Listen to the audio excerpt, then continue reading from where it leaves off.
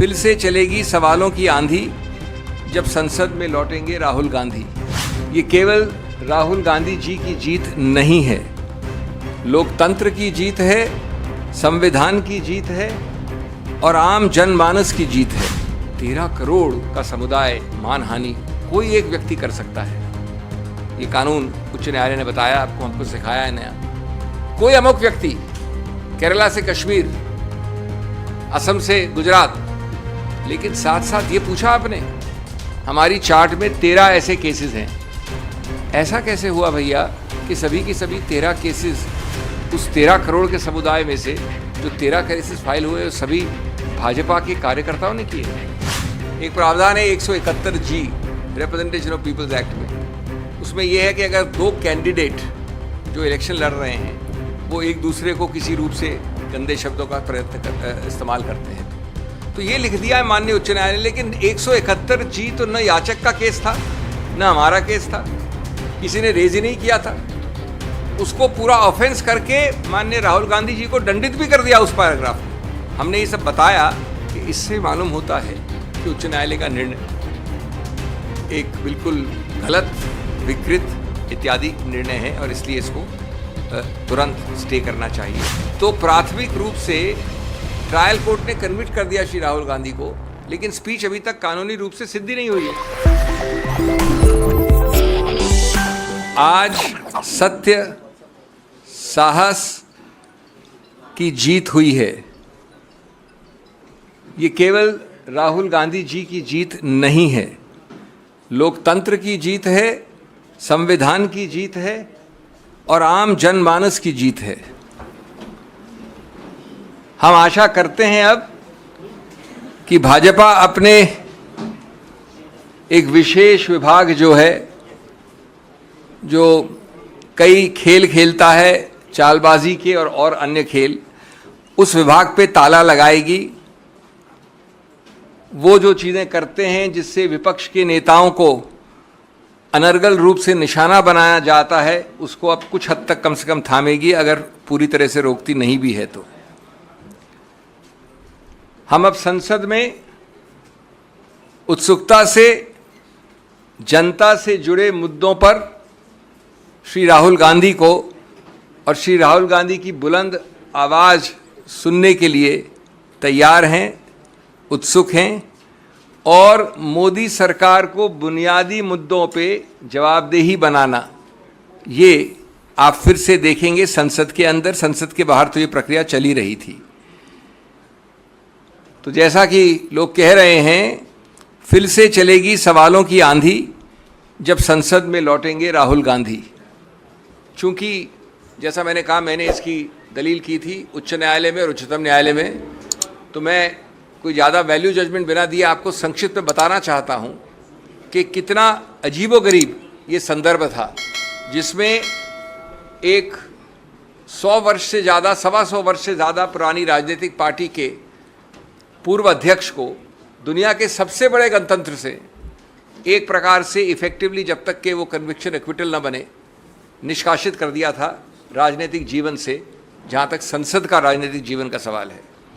और मैं उसी रूप में आपके सामने वो 6-7 मुद्दे संक्षिप्त में बिंदु के हिसाब से वर्णित करूँगा, जिसके आधार पर आज दलील हुई और जिसके आधार पर हम समझते हैं कि कानून में माकूल स्टे ऑफ कन्विक्शन मिला। नंबर 1, आज तक आप लोगों ने नहीं देखा होगा, लिखित है, जिन लोगों को इंटरेस्ट है वो पृष्ठ 326 में देख सकते हैं, कि लोग कहते हैं कि साहब ये समुदाय जिसका पूरे समुदाय का मानहानि, अपमान हुआ है, वो 13 करोड़ का समुदाय है। और उस 13 करोड़ में दूसरा वाक्य कहता है कि कम से कम 10 कास्ट और सब कास्ट हैं, उसकी सूची दे रखी है। और तीसरा वाक्य कहता है कि ये सब कास्ट और सब कास्ट समान नहीं है। लेकिन चौथे वाक्य में कहते हैं कि जब माननीय राहुल गांधी ने ये वाक्य बोला तो ये पूरा 13 करोड़ का समुदाय, उसका कोई भी व्यक्ति उठकर ऐसी याचिका डाल सकता है। ये पहला, और ये उस कानून, उस सिद्धांत के विरुद्ध है दोस्तों, जिसमें लिखा गया है बार बार एक केस का नाम है सुब्रमण्यम स्वामी, दूसरे केस का नाम है नरसिम्हन, कि आप ऐसी मानहानि की याचिका सिर्फ एक identified, frozen, limited, circumscribed class, एक ऐसा वर्ग जिसको आप परिभाषित कर सकें, उसके विरुद्ध वही वर्ग उठ सकता है। दैट इज, हमने पहला मुद्दा उठाया। दूसरा मुद्दा, माननीय उच्च न्यायालय ने एक बड़ा अजीबोगरीब वाक्य दिया है, पूरा एक पैराग्राफ इसके ऊपर लिखा है, जो ये दोनों चीज़ें आज तक नहीं हुई, 13 करोड़ वाली भी और जो अब मैं बोलने जा रहा हूँ। कहा है कि भाई ये मॉरल टर्पिट्यूड भी है, अत्यंत गंभीर है, अत्यंत भर्त्सना योग्य ऑफेंस है। तो मैंने विनम्रता से कहा उच्चतम न्यायालय को कि माननीय न्यायाधीश साहब, आज तक हमने ये नहीं सुना कि जिस ऑफेंस का सबसे ज़्यादा मैक्सिमम पनिशमेंट 2 वर्ष हो, उसको मॉरल टर्पिट्यूड भी कह दो और गंभीर भी कह दो और भर्त्सना योग्य भी कह दो। फिर हमने बताया कि इस पूरे आईपीसी में, जिसमें के सैकड़ों ऑफेंसेस हैं, उनमें 22 ऐसे प्रावधान हैं, जिसमें सिर्फ 22 जिसमें सिंपल इम्प्रिजनमेंट है। उन 22 में से एक है ये प्रावधान मानहानि वाला। तो विधायिका ने तो कभी समझा नहीं इसको इतना गंभीर। आप जो याचक हैं, कंप्लेनेंट है, उन्होंने बहुत ज़्यादा गंभीर बोल दिया और उसके ऊपर उच्च न्यायालय ने लिख दिया। तीसरा, ये बेलेबल है। बेलेबल का मतलब ये नहीं होता कि बेल मिल जाए, बेल मतलब होता है कि बिना कोर्ट जाए आपको पुलिस बेल दे सकती है। ये सिर्फ कम जघन्य अपराधों के लिए ऐसा प्रावधान होता है। नंबर 4, नॉन कॉग्निजेबल है। जैसा आप जानते हैं कि थोड़ा भी ज़्यादा अगर गंभीर या जघन्य अपराध है तो पुलिस अफसर बिना वारंट के आपको गिरफ्तार कर सकता है। नॉन कॉग्निजेबल मतलब होता है वो अपराध जो कम जघन्य हैं, कम गंभीर हैं, उसमें आपको वारंट चाहिए, आप जाके किसी को पकड़ नहीं सकते। और उसके ऊपर कंपाउंडेबल 2 तरह के होते हैं। एक होता है कि अगर हमारा झगड़ा हुआ तो हमने प्राइवेटली कंपाउंड कर लिया, 2 निजी रूप से इंडिविजुअल ने, स्टेट नहीं आता उसमें कहीं। दूसरा होता है कि आपको स्टेट की अनुमति चाहिए, स्टेट वाले ज़्यादा जघन्य, ज़्यादा गंभीर अपराध होते हैं। तो ये अपराध कंपाउंडेबल है 2 निजी व्यक्ति विशेष के बीच में। तो हमने पूछा कि आज तक कभी नहीं हुआ कि आपने जघन्य भी बोल दिया, भर्त्सना योग्य भी बोल दिया और गंभीर भी बोल दिया, एक ऐसी चीज़ के बारे में जो बेलेबल है, नॉन कॉग्निजेबल है, कंपाउंडेबल है, 2 वर्ष का है, सिंपल इम्प्रिजनमेंट है। तीसरा, 13 करोड़ का समुदाय मानहानि कोई एक व्यक्ति कर सकता है। ये कानून उच्च न्यायालय ने बताया, आपको हमको सिखाया है नया। कोई अमुक व्यक्ति, केरला से कश्मीर, असम से गुजरात, लेकिन साथ साथ ये पूछा आपने, हमारी चार्ट में 13 ऐसे केसेस हैं। ऐसा कैसे हुआ भैया कि सभी के सभी 13 केसेस उस 13 करोड़ के समुदाय में से जो 13 केसेस फाइल हुए वो सभी भाजपा के कार्यकर्ताओं ने किए?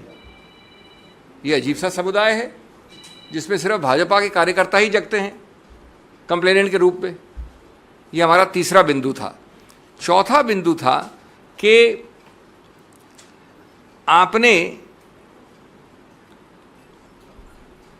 ये नहीं देखा कि अपने निर्णय में एक नया ऑफेंस डाल दिया है जो याचक ने भी नहीं कहा था।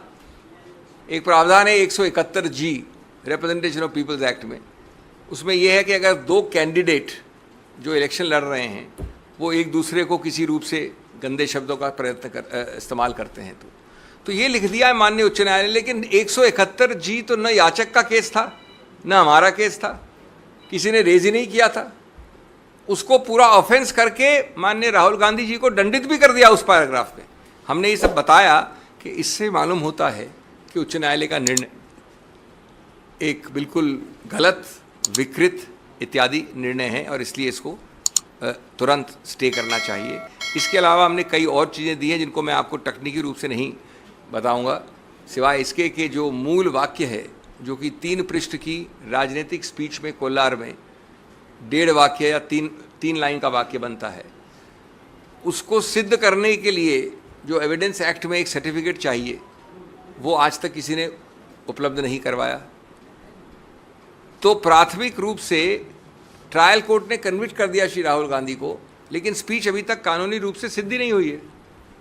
जब स्पीच सिद्ध नहीं हुई तो वो याचक जिसने कंप्लेंट की थी पूर्णेश्वर मोदी, वो गया हाई कोर्ट में अपने खुद की कंप्लेंट के विरुद्ध और अपनी खुद की कंप्लेंट को स्टे करवा दिया इस ग्राउंड पे कि मैं अभी और ढूंढ रहा हूं सामान, क्योंकि मैं अपनी वो स्पीच को, क्योंकि उसने स्पीच में एक न्यूज़पेपर प्रोड्यूस किया, कोई टेप नहीं प्रोड्यूस किया, खुद आंखों देखा हाल था नहीं, क्योंकि जो याचक है वो था नहीं वहाँ पर स्पीच में, तो उसने कहा मुझे और टाइम चाहिए और अपनी ही कंप्लेंट पे स्टे ले लिया। 1.5 साल बाद जब उसने अपनी ही कंप्लेंट का स्टे हटाया और ये कन्विक्शन लिया, तो ये नहीं बताया कि उस 1.5 साल में उसने नया क्या ढूंढा था जिस कारण से उसने स्टे लिया था। कोई नया तथ्य नहीं निकला था। तो एक प्रकार से कन्विक्शन दिया गया है एक ऐसी कंप्लेंट में जहाँ ये वाक्य सिद्ध ही नहीं हुआ है एविडेंस एक्ट के नियमों के अनुसार। जब ये दिखा कि ये सिद्ध नहीं हुआ है, न उसमें किसी आंखों देखा हाल है, न टेप है, टेप को आपने सर्टिफिकेट अंडर 65B के अनुसार सिद्ध नहीं किया है, इत्यादि इत्यादि, तो 5वां बिंदु, इन्होंने एक व्यक्ति को खड़ा किया, गणेश विज है उसका नाम, जो बीजेपी का काफ़ी उच्च स्तर का कार्यकर्ता है, सांस्कृतिक विभाग का अध्यक्ष है। उसका नाम कंप्लेंट में नहीं है, उसका नाम विटनेस लिस्ट में नहीं है, वो कभी आगे आया नहीं। 1.25 साल कंप्लेंट के बाद, 1.25 साल होता है 1 महीना, 1 साल 9 महीना, उन्होंने इसको खड़ा कर दिया बीजेपी कार्यकर्ता को कि मैं वहां था खड़ा हुआ, मेरी आंखों देखी हाल है, मैंने स्पीच सुनी थी। तो जिसको हम कहते हैं अंग्रेजी में वर्थलेस विटनेस, उस विटनेस का कोई भी आप उसके ऊपर आप आधार नहीं कर सकते, आधारित नहीं कर सकते अपने कन्विक्शन को। इसके अलावा कई और मुद्दे हैं। एक मुद्दा जो पूरी तरह से देखा भी नहीं उच्च न्यायालय ने, कि आप कब तक जो जनता जन समुदाय है वायनाड का, उनको वंचित रखेंगे एक चुनावित व्यक्ति द्वारा। ये कानून में एक मुद्दा है, मैं सिर्फ राजनीति की बात नहीं कर रहा हूँ, कानून में ये अहम मुद्दा माना जाता है कि क्यों आप कन्विक्शन स्टे करें। 7वां मुद्दा जिस पे बहुत अहमियत दी है, जो ऑर्डर भी आप पढ़ेंगे शाम को, जो ऑर्डर आएगा, तो हमने बहस की थी कि अगर 11 महीने, 1 साल 11 महीने और 29 दिन का दंड होता तो पर्याप्त नहीं होता इस डिस्क्वालिफिकेशन के लिए।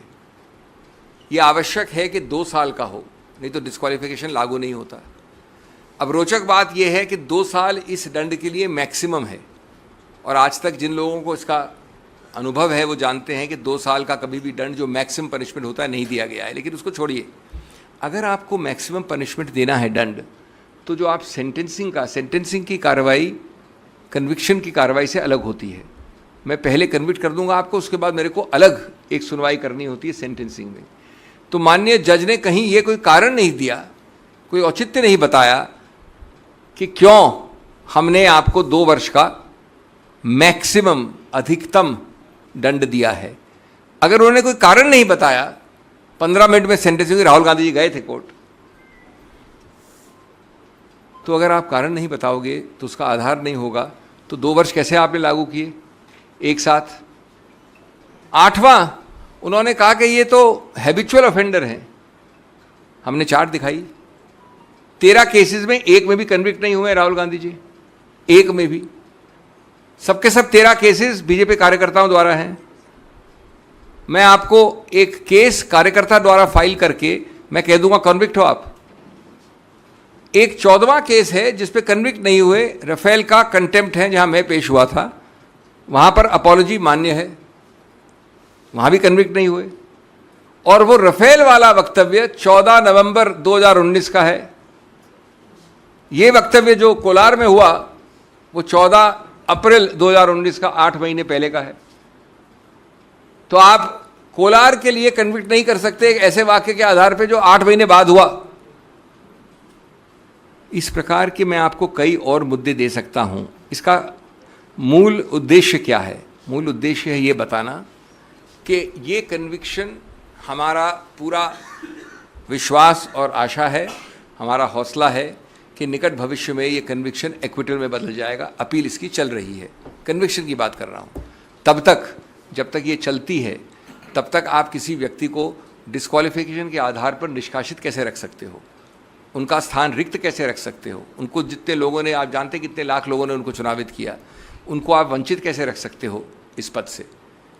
और इसलिए बैलेंस ऑफ कन्वीनियंस चाहती है कि ऐसे केस में आपको स्टे करना चाहिए। हमारी दलील मान के उन्होंने स्टे किया।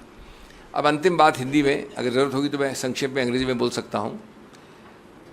उसमें ऑर्डर जो शाम को आएगा उसमें उन्होंने 2 लाइन ज़रूर कही हैं कि अगर श्री राहुल गांधी को जो उच्चतम न्यायालय का आदेश है उसका आभास होता तो शायद वो और रिस्ट्रेंट रखते।